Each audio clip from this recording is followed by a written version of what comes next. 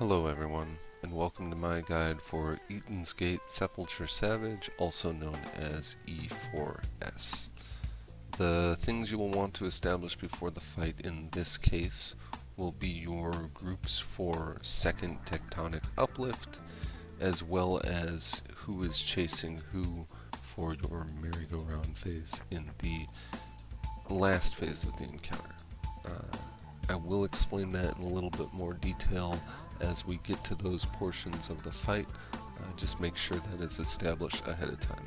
The markers we've placed here are for where people are dropping their meteorites when we get to crumbling down, and I'll also explain that as we get to it. And the first thing that's going to happen here is a Stone Crusher. Stone Crusher is a tank buster on the main tank.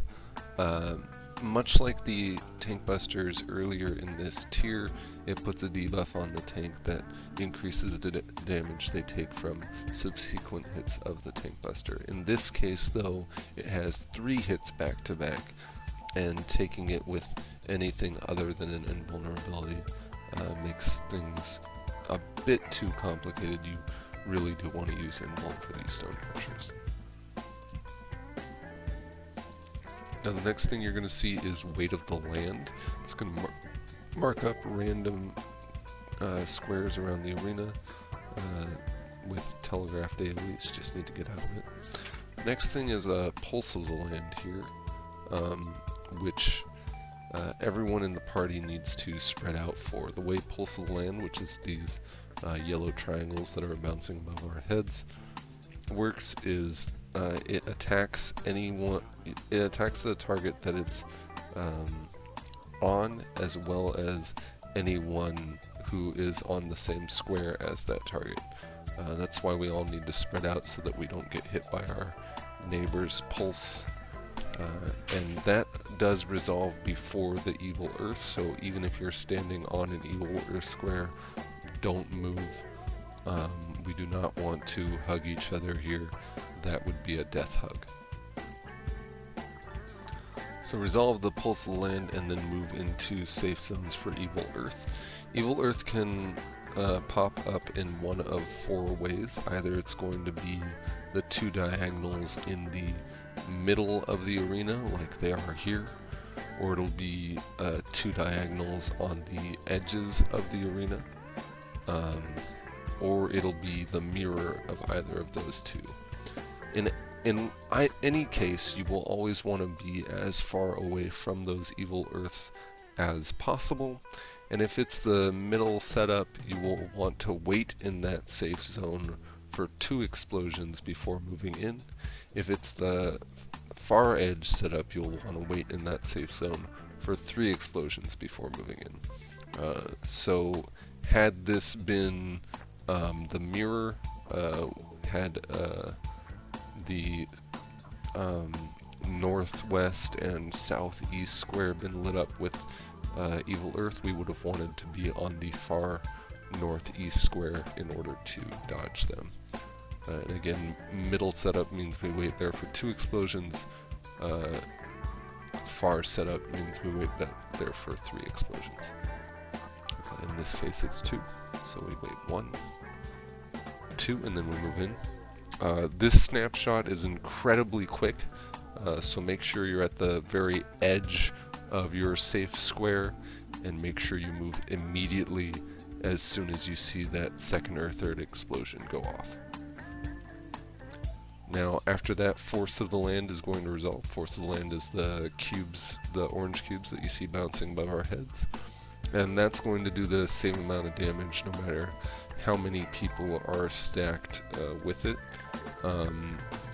Meaning, if you have people stand in separate squares with Force of the Land, they're going to take unnecessary damage equivalent to what they would have taken had they just stacked with us. So we stack up in order to minimize that, and we mitigate and heal through it.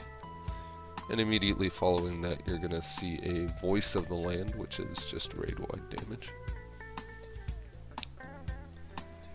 Then I'm going to pull the Moss into the center here. Now the reason I pull him into the center is because he's about to jump to one of the squares on the edge of the map, and pulling him into the center reduces the distance that he jumps, which allows melee to keep uptime a little bit easier. And we use knockback prevention for this Geo Crush here. And then we get into position. Now he's either going to do ATV or Gauntlet here. As you can see the wheels forming, we know he's about to do ATV, which means we need to get to his side. Had he done Gauntlets, we would have needed to get in front of him. I will explain Gauntlets later because it does pop up later in the fight, but remember it can be either or here, so just be prepared. Whichever case you see. Now, we're going to get to the side, but you also notice that we're marked up with both Force and Pulse of the Land here.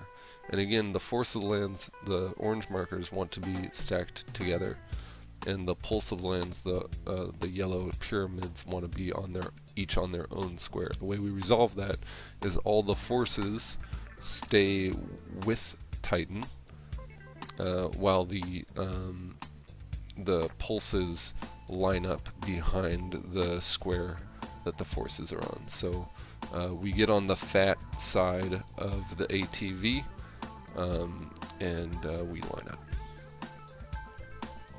Now as you're lining up here, most party finder groups will put the damage dealer with Pulse of the Land on the first square, the tank on the second square, and the healer on the third one from the Force of the Land markers.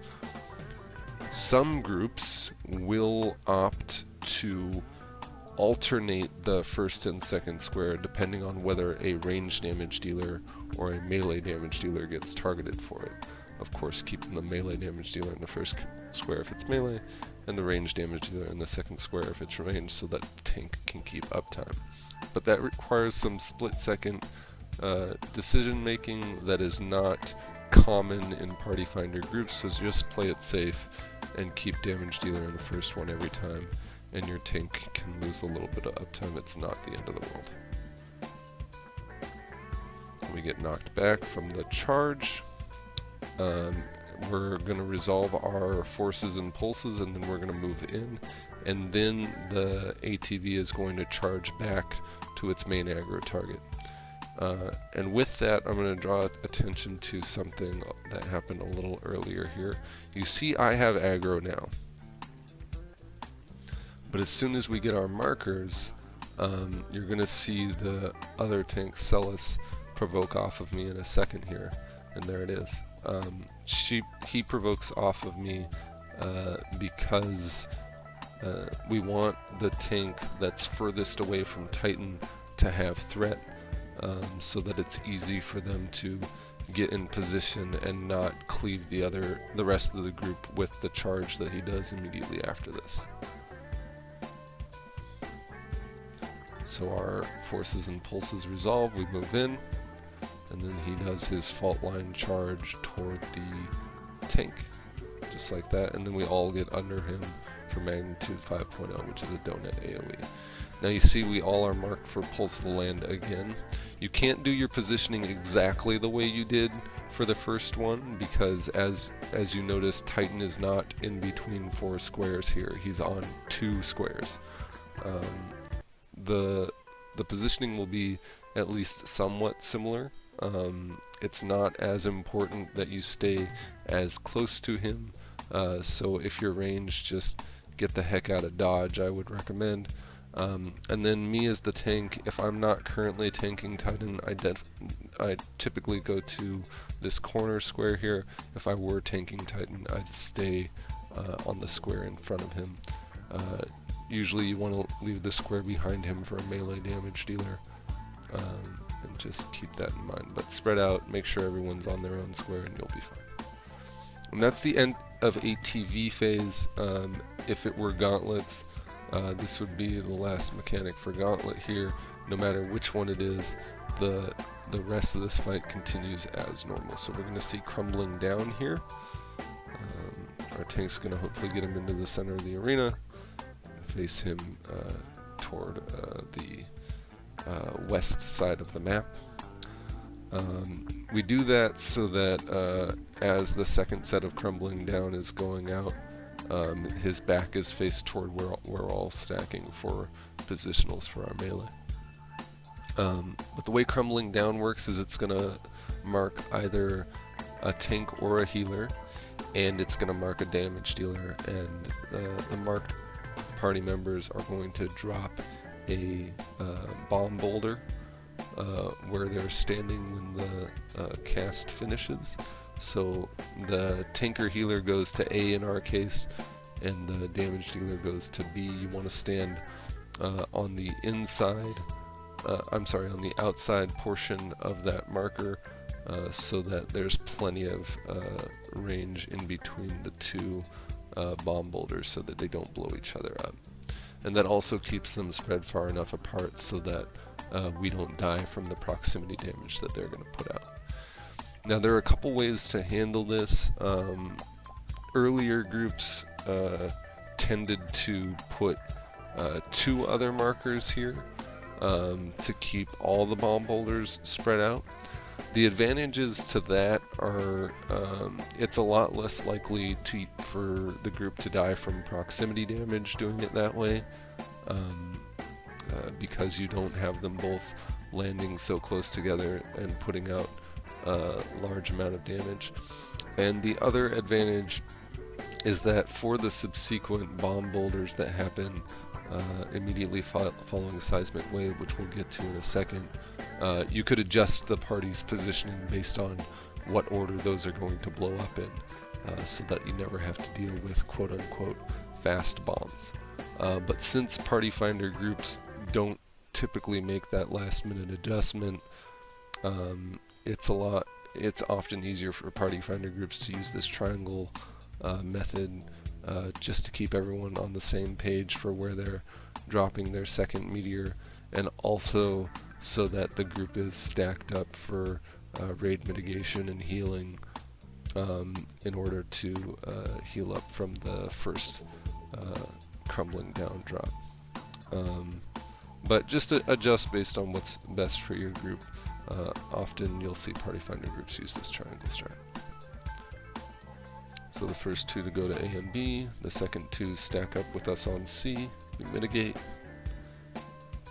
And I really can't stress enough that because those are both dropping in the same area right behind us, you really need to get the heck out of Dodge here. Just move toward the west end of the map ASAP to get away from that proximity damage. Then we get behind the safe boulder here, and you can see our Scholar and Ninja didn't move quite fast enough, and they just got absolutely killed by that proximity damage. So again, it does a lot of damage. Just move away as fast as you can. So we get behind the boulder that is not glowing to survive from seismic wave that's about to go out. The boulder that is glowing is about to crumble down, so to speak, and disappear. So we survive seismic wave. Now normally I would have markers right next to each of these boulders for safe zone to dodge the exploding bombs. But just keep in mind that you need to move kind of on the crack, or maybe slightly inside from the crack, next to the boulder that you just stood behind, in order to dodge the bomb boulders here. Now what we're dealing with is not fast bombs. You saw both of these sets of bombs were about to explode before these ones, so you don't have to be too quick with your movement here. And you saw I moved in way too quickly there, but I'm going to rewind that for a second. I do pause in the safe zone for a second, right there.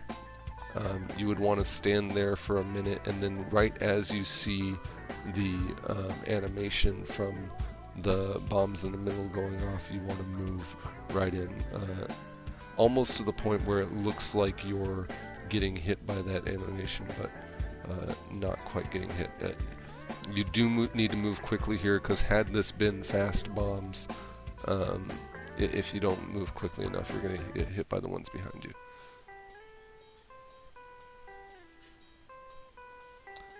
We get him into the center. He does one Voice of the Land, and then he's going to do Stone Crusher on his main aggro target. And Celis, our other paladin, is just going to hollow ground that.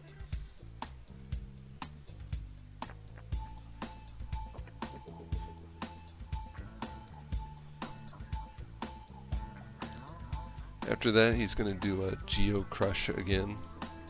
For this one, you do not want to use your knockback prevention, because you will need it in short order here as we go into phase 2.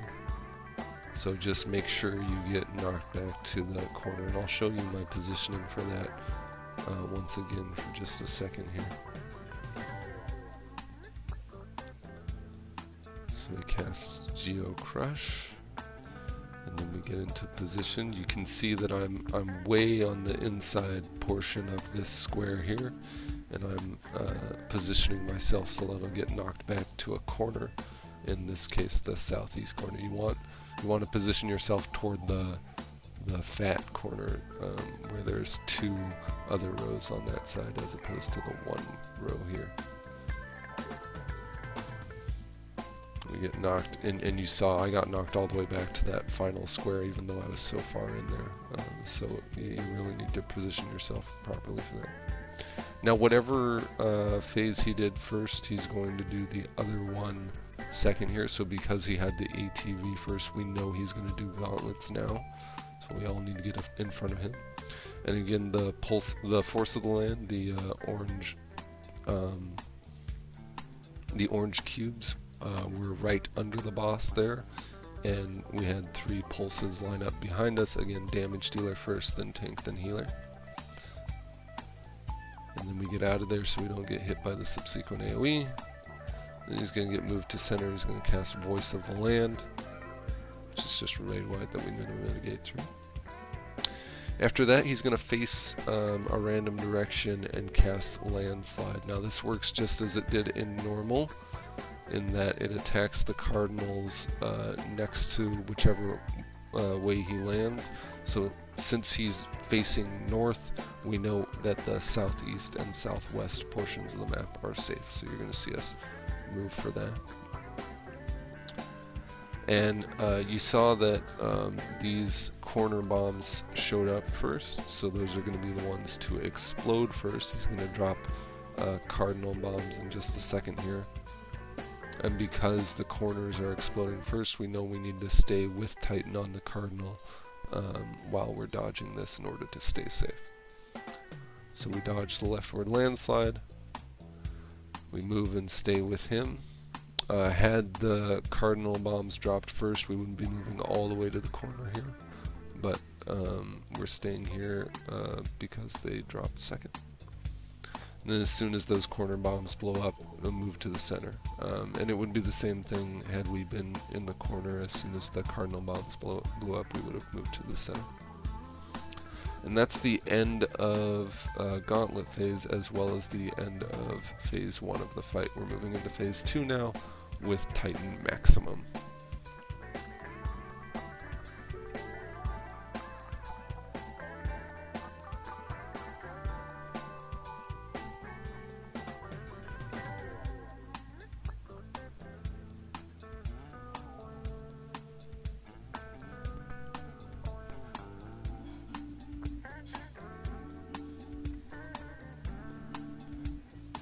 The first thing he's going to cast as Titan Maximum is Earthen Fury. He does this several times throughout phase 2.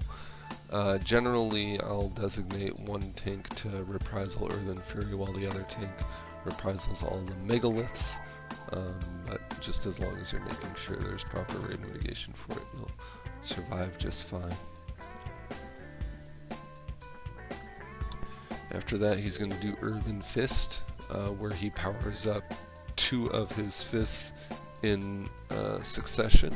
It can be the same fist twice in a row, or it can be alternate fists like it is here. You saw him power up his left fist, meaning he's going to attack the east side of the map first, followed by his right fist, which means he's going to attack the west side of the map after that. So just position yourself accordingly and dodge those fists.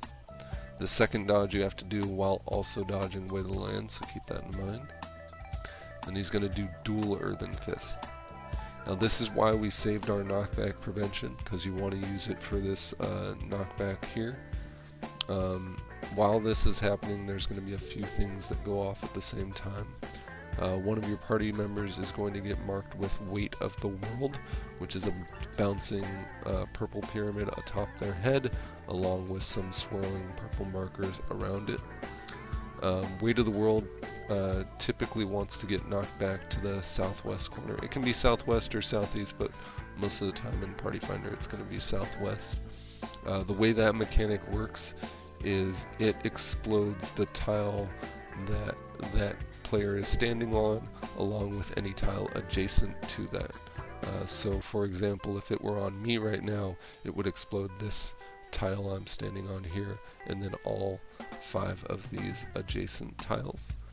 So we want it to get knocked back to the southwest corner so that only those southwest 4 tiles explode and the rest of the party can dodge out of that. Something to keep in mind is that if you have a melee damage dealer, they may try and get greedy and go 1 or 2 tiles north, so that they can still keep attacking the boss while doing that Weight of the World.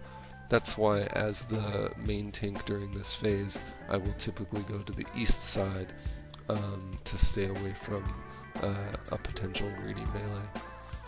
And then he's also going to attack with dual Earthen both of the tanks, the primary and secondary aggro target, with a tank bester. With that in mind, just like in Leviathan, if you die as a tank, you want to make sure you provoke right away, so that you're either primary or secondary aggro, so that no one else gets hit with this tank buster, which is mini AoE. So we hit our knockback prevention. I put up some personal mitigation. Our Weight of the World went to the southwest corner, and we all survived that. Immediately after both tanks take their own separate tank buster, they need to stack up together for Megalith, which he's casting now, and soak that together. Again, personal mitigation. And then we group up south. Now the next thing that's going to happen is Tectonic Uplift.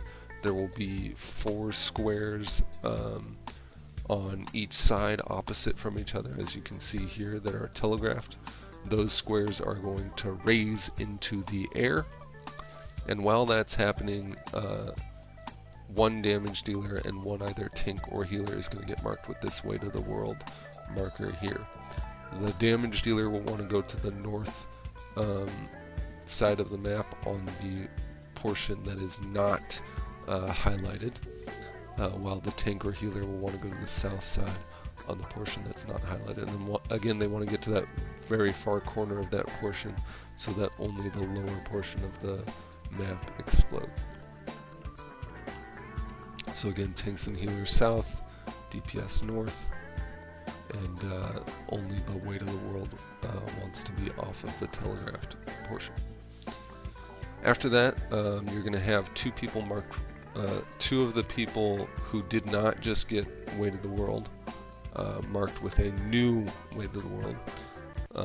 Another 2 of the remaining people will be marked with Pulse of the Land, and another 2 will be marked with Force of the Land. The way we resolve that is the Weight of the World stay up, while Pulse of the Land, the yellow pyramids, go to the side that has 3 safe zones, our south side in this case. And the Force of the Land, the orange cubes, goes to the side with 2 safe zones, the north side in this case.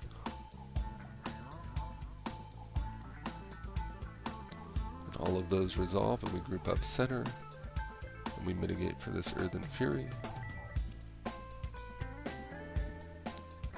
And the platform's back to normal. Now he's going to mark both healers for rock throw. They're going to get entombed in some rock jails.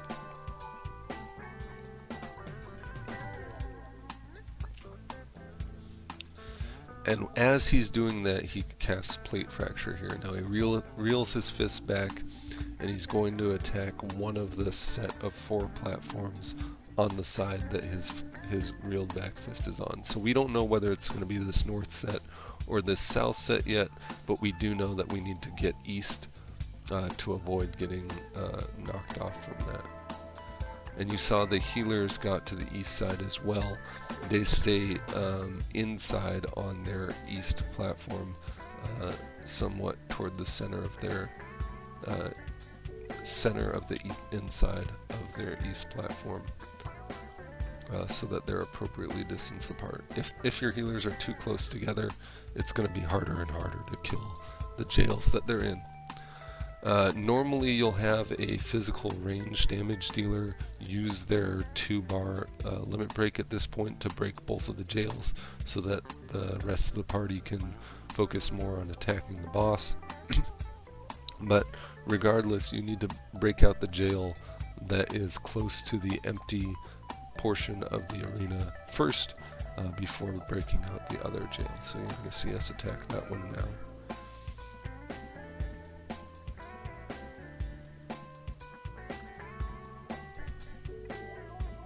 Then we attack the other one, and he just broke the plate that the other jail was on, which is why we attacked it first. And now he's reeling back his left fist, which means he's going to attack the east side of the map, so we all need to get west.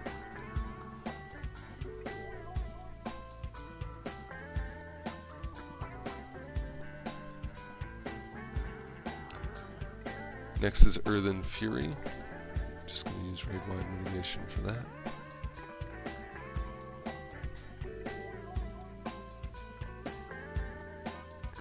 And then he does 5 tumults, so more mitigation here.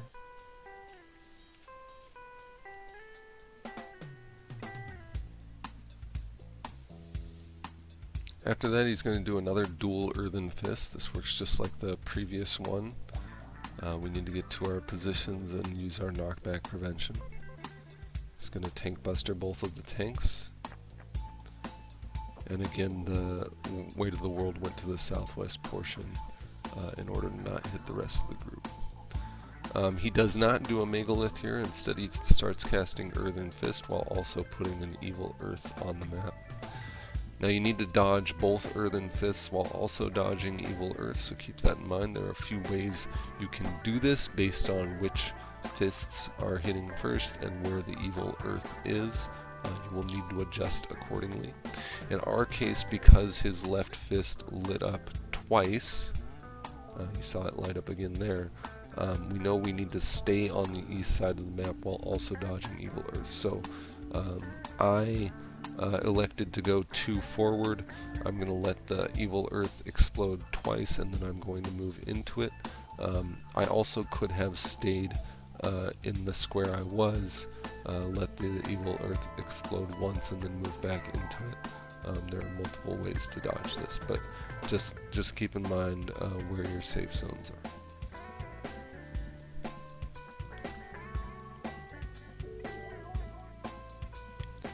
After that, we have Tectonic Uplift, and this is again what we set our original groups for. So you have a tank, a healer, and 2 damage dealers on both sides, ideally with melee damage dealers on the north side. We're all going to get hit by Pulse of the Land while also getting shoved up by Tectonic Uplift. So just heal through that. And then your healer wants to be on the inside portion of the square farthest from the other group. So in our case, the northwest square, he's on the inside of that. And then all your other party members want to be on their own separate squares, because we're also going to deal with a Pulse of the Land, the yellow pyramid, while trying to break this healer out of their jail. Everyone needs to be attacking the healer jails here. You need to kill it ASAP.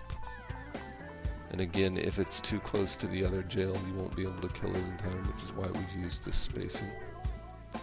Pulse of the Land resolves. and then he's going to cast Weight of the World. Again, this first Weight of the World is going down, so if you're in the north group, you stay on the north side. If you're in the south group, you stay on the south side.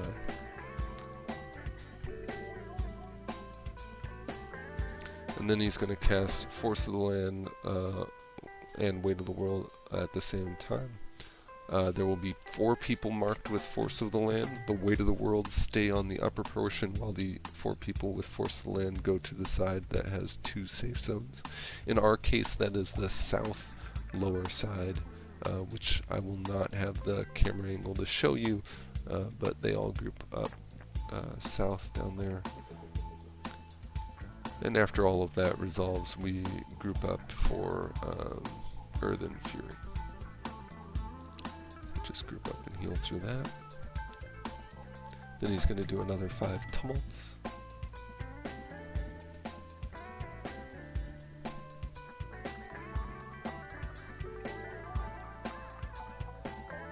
After that, he's going to break a plate with Plate Fracture, so make sure you get on the safe side. In our case, it's the west side. And as you're dodging that Plate Fracture, you also want your tanks to move forward, because they're about to take a Megalith. So you want them to group up away from the rest of the group.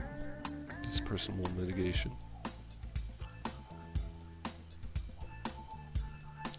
Then he's going to fracture another plate, and now you need to think about where you need to be standing for this Plate Fracture. So he's going to mark up the entire group with 1 person with Weight of the Land, 3 people with Pulse of the Land, and 4 people with Force of the Land. You need to place your Force of the Land, the orange cubes, on the inside square that is either east or north. So in our case, since we know he's attacking the west side, we know he's going to keep 8 squares together, so he has to attack the southwest, which is going to keep the north 8 squares together. And because we're doing inside east, if that is available, we know that we need to be on this square here for our Force of the Land. Had he left the 2 east platforms up or the 2 west platforms up, we would need to be on inside north. So it would be this platform had it been the 2 sets of west platforms that he left up. It would be this platform had it been the 2 sets of east platforms that he left up. So that's where Force of the Land stacks. The Pulse of the Land spread out on the east side, so that the 4 west platforms are safe for the Weight of the World. And again, had it been east or west, the pulses would spread out in the north, so that the 4 south platforms would be safe for Weight of the World.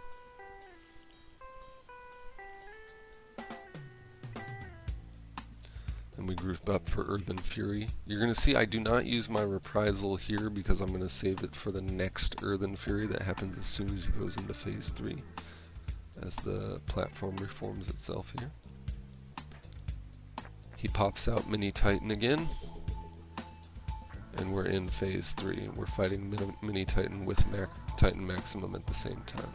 This Earthen Fury leaves a dot on everyone, which is why I saved my Reprisal for it. And then we're going to do Merry-Go-Round. Now the way Merry-Go-Round works is Weight of the World is going to keep attacking squares in a clockwise fashion. And there will also be 4 party members marked with Force of the Land, the orange cube, and 4 party members marked with Pulse of the Land, the yellow pyramid. Now, your 2... In this first instance, all of your tanks and healers are marked with Force of the Land, so they need to be stacked on the inside, and your damage dealers are marked with Pulse of the Land.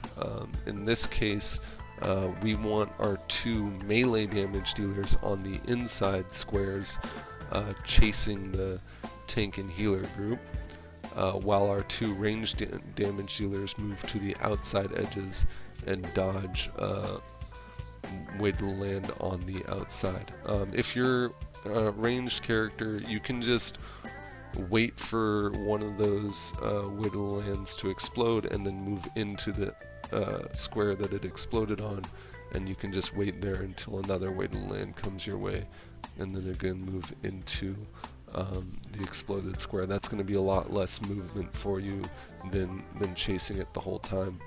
Whereas the group in the center, since we need 3 of these squares to be free for the 2 pulses and the force group, the group with Force of the Land is going to keep chasing the Weight of the Land while the 2 pulses chase each other, and then chase the force group. And I'm going to show you how that unfolds in a second here.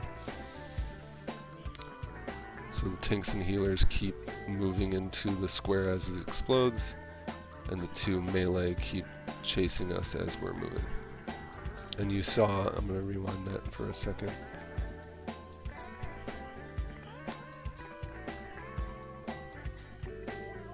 Right there, you saw the force dropped here, pulse went off there, pulse went off there, and that's because we were evenly spaced in that fashion.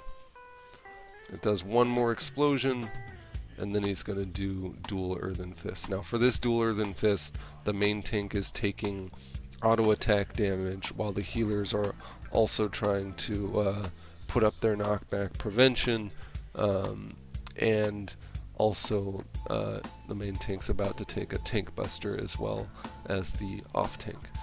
Because there's so much damage going out while your healers are potentially preoccupied with other things, I typically use my hollowed ground here.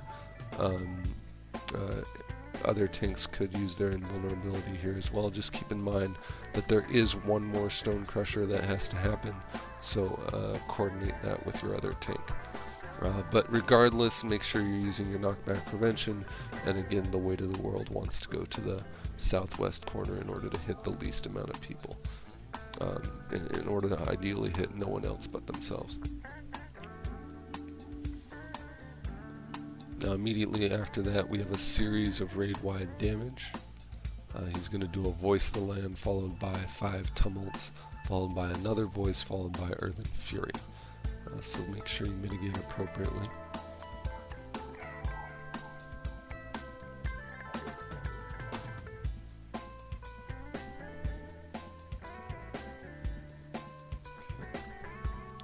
And then we move him into the center of the map for another merry-go-round.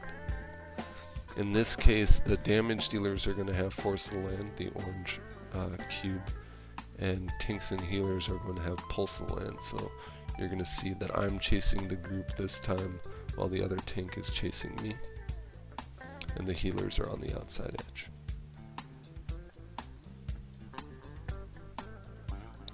They resolve just like that. And then we're going to have 2 Earthen Fists, so we need to dodge those. The tank tanking the boss is staying at the north end, dodging these Earthen Fists, while the group stays south. That's because he's about to take a Stone Crusher. So he hollow grounds that. And immediately after the 3 hits of that Stone Crusher, he does a Megalith. So I'm going to go and join the other tank with my own personal mitigation for that.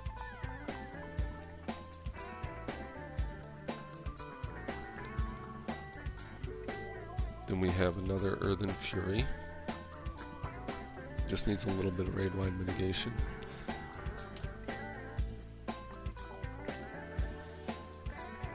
And then we have our final merry-go-round. This one's the same as the first one, so your tanks and healers are marked with Force of the Land, while your damage dealers have Pulse.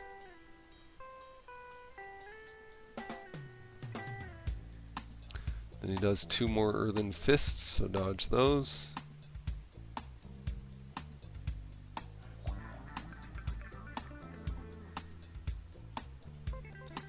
And finally, he does another set of raid wides. This is going to be a Voice of the Land, followed by 5 Tumults, followed by another Voice of the Land, followed by another 5 Tumults, followed by one last Voice of the Land, followed by a final Earthen Fury, which is his Enrage. So just use plenty of raid-wide mitigation while also putting out as much damage as you can, and try and kill him before he kills you. We didn't make the enrage timer in this case, but that is the end of the encounter.